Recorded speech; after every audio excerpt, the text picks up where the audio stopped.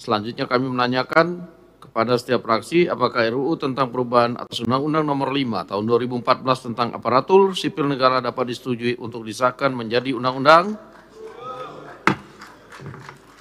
Selanjutnya kami akan menanyakan sekali lagi kepada seluruh anggota apakah RUU tentang perubahan atas Undang-Undang Nomor 5 Tahun 2014 tentang aparatur sipil negara dapat disetujui menjadi undang-undang. Terima kasih. RUU ASN ini hadir sebagai ikhtiar untuk menjawab tantangan dan ekspektasi publik yang kian besar terhadap kualitas pelayanan publik dengan komponen terpentingnya adalah birokrasi, mengingat birokrasi adalah mesin pembangunan. 7 arah agenda reformasi birokrasi. Pada kesempatan yang baik ini di hadapan Ketua, Wakil Ketua, dan anggota DPR yang terhormat, kami mohon izin untuk menyampaikan 7 agenda transformasi ASN yang diusung dalam RUU ASN ini. Pertama, transformasi rekrutmen dan jabatan ASN. Transformasi ini kita rancang untuk menjawab organisasi yang harus lincah dan kolaboratif. Salah satu contohnya adalah rekrutmen ASN. Tidak perlu menunggu 1 atau 2 tahun ketika ada yang pensiun, sehingga ke depan rekrutmen akan lebih cepat dan birokrasi akan lebih responsif. Metode dan tahapan rekrutmen seperti seleksi administrasi, seleksi kompetensi dasar, dan seleksi kompetensi bidang juga tidak diatur secara rigid dalam undang-undang. Hal ini untuk memudahkan kita merekrut tenaga profesional yang telah memiliki pengalaman unggul di bidangnya. Selain itu, rekrutmen ASN harus diselenggarakan mengacu pada prioritas nasional, sehingga ketika negara menjadikan kedaulatan pangan, digitalisasi, hilirisasi, dan antisipasi perubahan iklim sebagai prioritas nasional, maka rekrutmen ASN seharusnya diarahkan untuk instansi-instansi yang menjadi leading sektor terkait hal tersebut, serta untuk daerah-daerah yang menjadi sentra akselerator untuk sektor-sektor tersebut. Saat ini rekrutmen ASN hanya didasarkan pada penetapan kebutuhan yang basisnya adalah analisis jabatan dan analisis beban kerja sesuai dengan bisnis proses saat ini. Padahal saat yang sama kita sedang melakukan penyederhanaan proses bisnis melalui digitalisasi. Hal ini menyebabkan tidak adanya korelasi antara jumlah dan jenis jabatan ASN dengan apa yang menjadi prioritas nasional. Dalam hal penataan jabatan ASN, dilakukan penyederhanaan pengelompokan dan klasifikasi jabatan sehingga lebih lincah untuk mengikuti tantangan dan kebutuhan organisasi. Yang kedua, terkait dengan kemudahan mobilitas talenta nasional. Kemudahan ini kita dedikasikan untuk mengatasi kesenjangan talenta yang selama ini yang masih terpusat di kota-kota besar, sehingga banyak daerah-daerah terpencil kesulitan mendapatkan dokter-dokter hebat, guru-guru hebat, dan juga mendapatkan nakes-nakes yang hebat begitu susah. Mobilitas talenta akan berorientasi Indonesia sentris, sehingga dukungan keberadaan ASN terutama di daerah 3T akan turut mendukung pemerataan pembangunan ekonomi nasional. Fleksibilitas mobilitas talenta ini juga memastikan dengan jelas bahwa PNS yang diangkat menjadi pejabat negara, komisioner atau anggota lembaga non-struktural maupun dalam penugasan ke organisasi dunia tidak kehilangan hak kepegawaiannya selama menjalankan tugas tersebut. Pintu untuk ASN mobile keluar instansi pemerintah seperti di TNI dan Polri atau BUMN. Selama ini TNI Polri banyak masuk ke instansi pemerintah, tapi ASN tidak bisa masuk ke TNI Polri. Tapi dengan undang-undang ini ASN bisa masuk ke TNI Polri. Juga sudah mulai dibuka dengan adanya undang-undang ASN ini.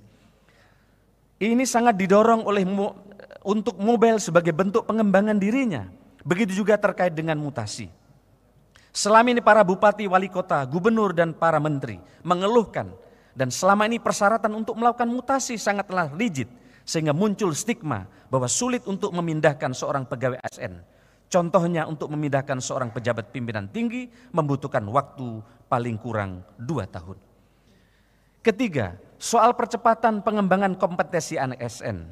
Pola pengembangan kompetensi ASN tidak lagi klasikal seperti penataran, tetapi mengutamakan experiential learning seperti magang, on the job training yang semuanya menjadi bagian dari upaya untuk meningkatkan kompetensi ASN menuju birokrasi berkelas dunia. Pengembangan kompetensi tidak lagi dimaknai sebagai hak, melainkan suatu kewajiban bagi pegawai ASN. Untuk itu instansi pemerintah wajib memberikan kemudahan akses belajar bagi pegawai ASN. Selama ini kesempatan untuk memperoleh akses pengembangan kompetensi tidaklah merata. Pelaksanaan pengembangan kompetensi juga belum dikaitkan dengan kebutuhan ASN itu sendiri. Terkadang ASN memilih untuk mengikuti diklat apapun hanya untuk menggugurkan syarat minimal 20 jam pelajaran secara klasikal. Keempat, penataan tenaga non-ASN dengan perluasan mekanisme dan skema kerja untuk memastikan 4 prinsip. Pertama, terkait dengan tenaga honorer.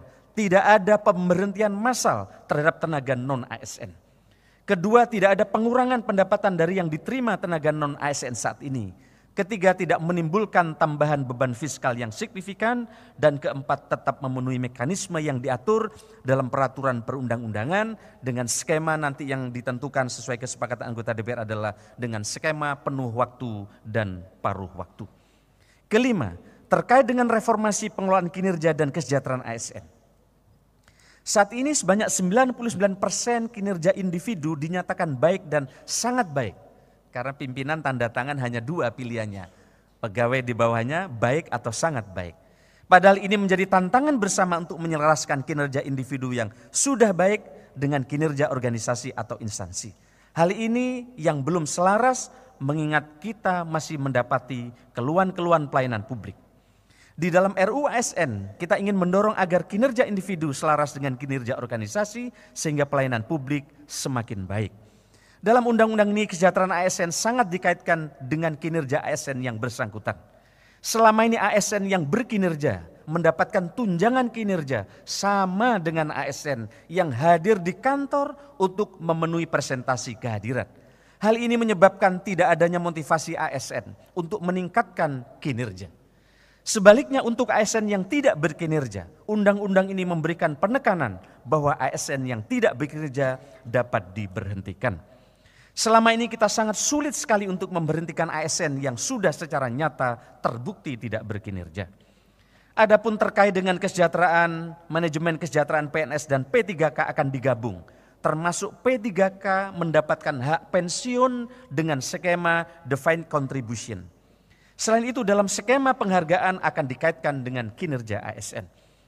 Keenam, digitalisasi manajemen ASN akan terus diperkuat dan diintegrasikan untuk memastikan struktur, budaya, dan kompetensi digital para ASN agar senantiasa berkembang secara baik dan optimal.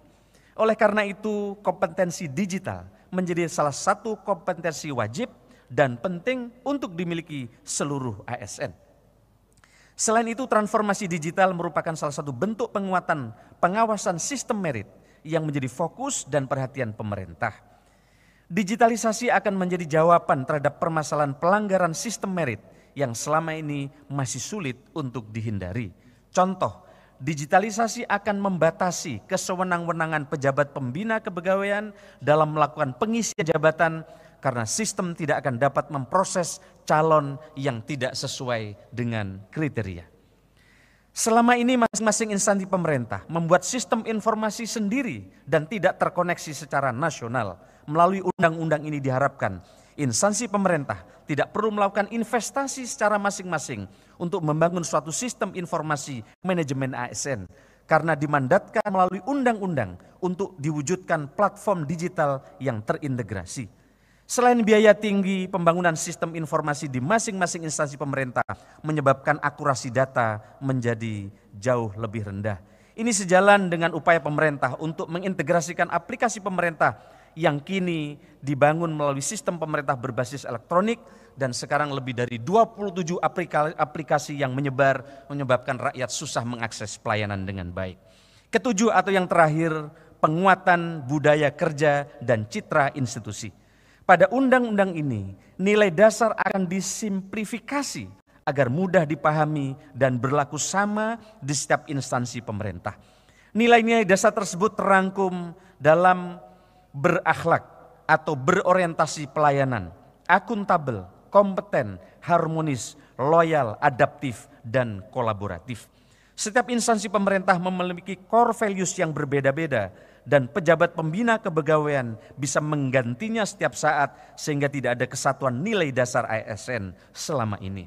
Padahal sesuai dengan perannya, ASN ini adalah perekat dan pemersatu bangsa. Hal ini membuat budaya organisasi tidak menjadi akar yang kuat dalam jangka panjang dan juga berdampak kepada inefisiensi biaya penyusunan nilai dasar dan biaya sosialisasi. Ketua, wakil ketua, dan anggota DPR yang kami hormati. Tetapi tentu saja RUU ASN ini tidak bisa berdiri sendiri.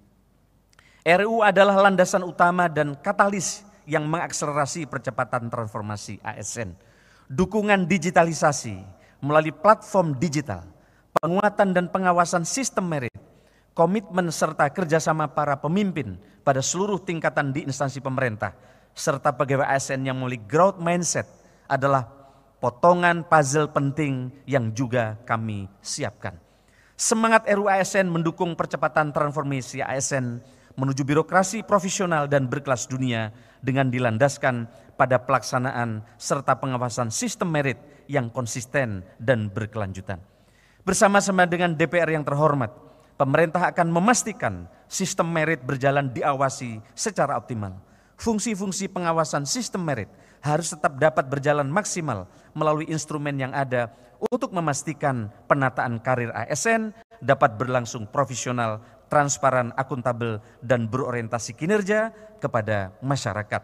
Salah satu caranya adalah dengan mengoptimalkan fungsi kantor regional, lembaga pelaksana kebijakan manajemen ASN, sehingga kontrol pelaksanaan sistem merit di seluruh daerah di tanah air dapat berjalan optimal. Kemudian pemerintah dengan pengawasan DPR juga akan memperkuat manajemen talenta di setiap instansi pemerintah dan mengelolanya di dalam platform digital untuk memastikan proses yang berjalan agar lebih transparan dan akuntabel. Ketua, wakil ketua, dan anggota DPR yang kami hormati, demikianlah pendapat akhir terhadap rancangan undang-undang tentang aparatur sipil negara dari pemerintah. Pemerintah mengucapkan terima kasih kepada pimpinan dan seluruh anggota Komisi 2 DPR RI yang telah berperan aktif dalam rangkaian pembahasan rancangan undang-undang tentang aparatur sipil negara ini. Tepuk tangan saya kira buat teman-teman anggota Komisi 2 yang telah bekerja keras. Kami sampaikan juga terima kasih kepada seluruh anggota Dewan yang terhormat yang hadir pada kesempatan ini. Semoga upaya kita untuk mewujudkan ASN yang profesional dan berkelas dunia dapat memberikan dampak pada terwujudnya pelayanan publik yang lebih baik dan masyarakat yang semakin sejahtera. Kiranya ikhtiar kita semua diridhoi oleh Allah Subhanahu wa Ta'ala. Balonku ada 4, ku pegang erat-erat. Terima kasih DPR yang terhormat. Legislasi hebat untuk kepentingan rakyat. Tahu bulat digoreng dadakan, nikmat rasanya hanya 500-an. Kepada Bapak Ibu semua terima kasih kami ucapkan. RUU ASN kini telah resmi disahkan. Sekian terima kasih, kurang lebihnya saya mohon maaf. Selamat siang, Santi Santi Santi Namo Buddhaya, salam kebajikan. Wallahul muwaffiq ila aqwamit thoriq. Wassalamualaikum warahmatullahi wabarakatuh.